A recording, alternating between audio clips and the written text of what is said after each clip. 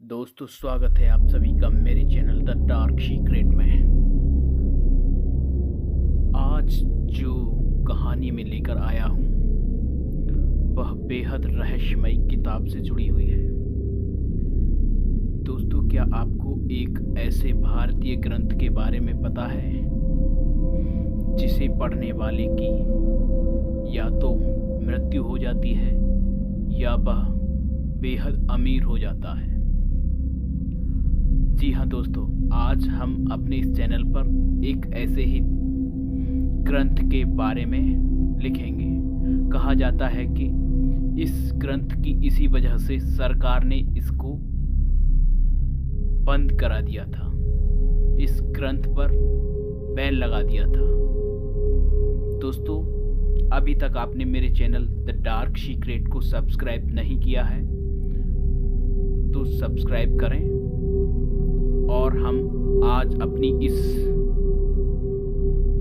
रहस्यमयी ग्रंथ को लेकर अब आगे बढ़ते हैं। दोस्तों, इस ग्रंथ का नाम है नीलावंती, जो एक श्रापित ग्रंथ माना गया है।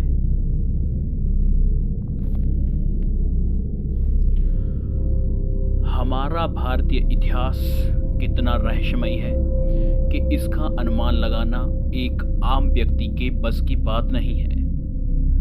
इन्हीं रहस्यों में से एक नीलावंती नामक किताब है।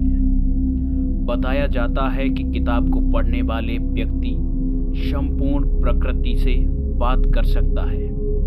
इतना ही नहीं, वह भूत, भविष्य, वर्तमान में होने वाली घटनाओं के बारे में भी जान सकता है और एक प्रभावशाली व्यक्ति भी बन सकता है।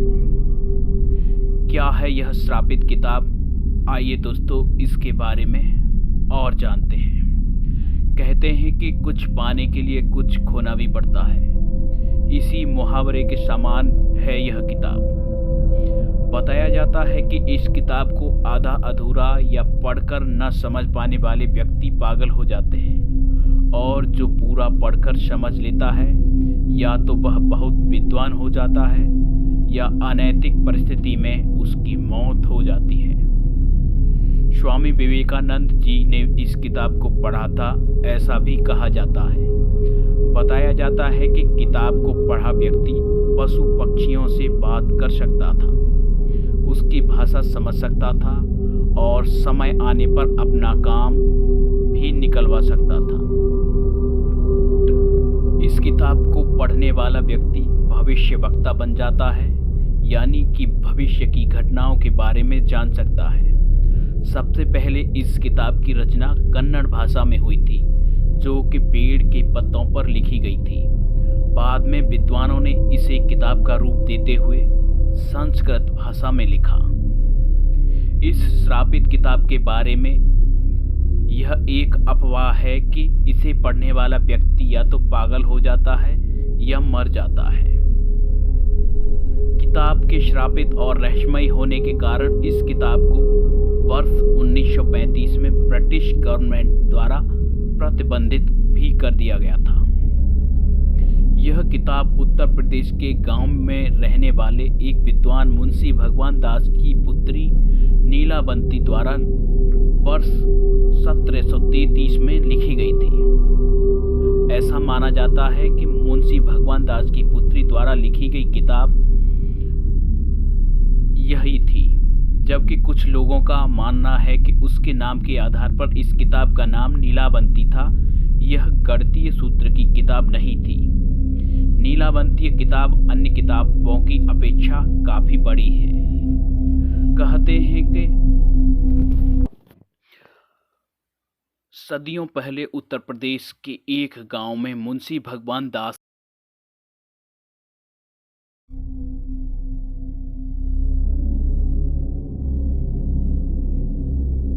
विद्वान रहा करते थे। उनकी एक बेटी थी जिसका नाम नीलावंती था। वे बचपन से ही रहस्यमयी लड़की थी। सामान्य बच्चों की तरह वह खिलौनों से नहीं खेलती थी। उसने अपनी छोटी आयु में ही सांप तथा अन्य हिंसक जीवों के साथ खेलना शुरू कर दिया था। इसके अलावा चिड़िया और पेड़ों के साथ बात भी किया करती थी। शुरुआत में उसके पिता भगवान दास को यह बात सामान्य लगती थी, लेकिन सांप जैसे हिंसक जीव के साथ खेलते देख उन्हें भी बेहद डर लगने लगा। बताया जाता है कि वह लड़की यक्षिणी थी जो बचपन से ही दूसरे बच्चों से अलग थी। वो पशु पक्षी, जानवर और यहाँ तक कि भूत प्रेतों से भी बातें कर सकती थी।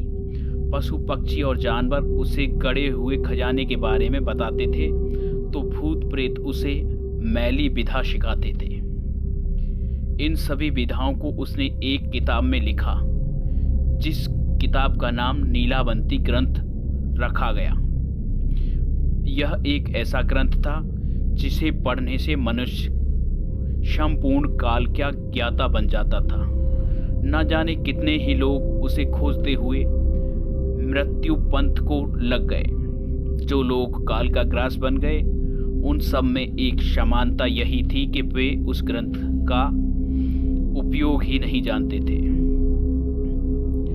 इस ग्रंथ के बारे में जितना बताया जाता है वह ये है कि यह एक सिद्ध पुरुष द्वारा लिखा गया था, जिसका नाम अभी तक ज्ञात नहीं है।